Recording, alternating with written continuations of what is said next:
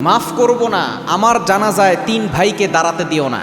একজন বোনের সর্বশেষ কথা এবং তিনি সর্বশেষে চিঠি তার সন্তানদের কাছে দিয়ে গেছেন। তিনি তার ভাইদের উপরে কতটা কষ্ট নিয়ে দুনিয়া থেকে বিদায় নিয়েছেন।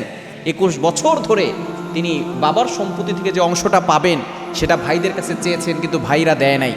3 ভাই সেই বোনের উপরে বাবার হক থেকে বোনকে বঞ্চিত করেছেন এবং 21 বছর পরে যখন এই বোনের বয়স 75 বছর হয়েছে, তখন সে অসুস্থ হয়ে পড়েছে। তখন ভাইয়েরা ক্ষমা চাইতে এসেছে, তখন সেই বোন ক্ষমা তো করেনি নাই এবং তিনি চিঠিতে লিখে গিয়েছেন, মাফ করব না, আমার জানাজায় 3 ভাইকে দাঁড়াতে দিও না। কতটা বড় একটি কথা তিনি বলে গিয়েছেন। কষ্ট থাকলে কত বড় কষ্ট অন্তরে নিয়ে তিনি দুনিয়া থেকে বিদায় নিয়েছেন। আপনি কি মনে করেছেন বোনের হক নষ্ট করে আপনি জান্নাতে ঢুকবেন? আল্লাহর কসম করে বলি, বোনের হক নষ্ট করে যারা সেজদায় কি আল্লাহকে খুঁজে তারা কখনো আল্লাহকে পাবে না। অনেকেই আছে প্রতিবেশীর হক দেয় না, বোনের হক দেয় না। মনে রাখবেন, মানুষের হক যারা নষ্ট করে তাদের নামাজ, রোজা, হজ, যাকাত কোনো কিছুই আল্লাহ কবুল করেন না।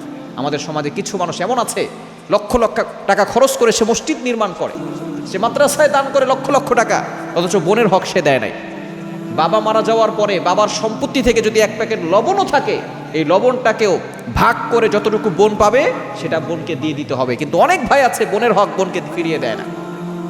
আপনি বোনের হক না দিয়ে কখনো জান্নাতে ঢুকতে পারবেন না। মনে রাখবেন, এটা হচ্ছে জুলুম। গরুর প্রতি গরুর জুলুম আল্লাহ সহ্য করবেন না in the day of judgement, কিয়ামতের ময়দানে।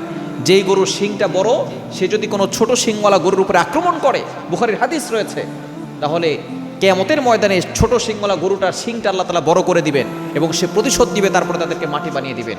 তো এই গরুর প্রতি গরুর জুলুম আল্লাহ সহ্য করবে না।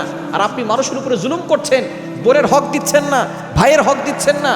অনেক সন্তান এমন আছে যারা নিজের ভাইয়ের হক পর্যন্ত দেয় না। অনেক সন্তান বাবা মরে যাওয়ার পরে জোর করে জুলুম করে ভাইয়ের হকটুকু নিয়ে নেয়, বোনের হকটুকু নিয়ে নেয়। সে মনে করে এগুলো সব নিয়ে সে কবরে যাবে। কবরে কিন্তু আমরা কিচ্ছু নিয়ে যেতে পারবো না। আমাদের যদি পুরুষ হয় তাহলে 3টা কাপড়, যদি মহিলা হয় 5টা কাপড়, এছাড়া কিচ্ছু আমরা নিতে পারবো না। এই ঘটনা থেকে একটা শিক্ষা আছে, আপনি যদি জুলুম করেন, অন্যায় করেন, আপনাকে হিসাব দিতেই হবে। দুনিয়াতেও দিতে হবে, আখেরাতেও আপনাকে দিতে হবে।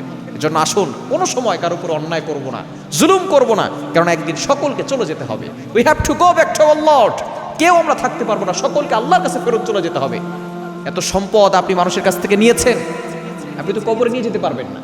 টাকা পয়সা নিয়েছেন, ফেরত দিয়ে দেন। জমি নিয়েছেন, ফেরত দিয়ে দেন, কারণ আল্লাহর সামনে আপনাকে দাঁড়াতে হবে। এজন্য আসুন, আমরা সকলের হক সকলকে বুঝিয়ে দেই।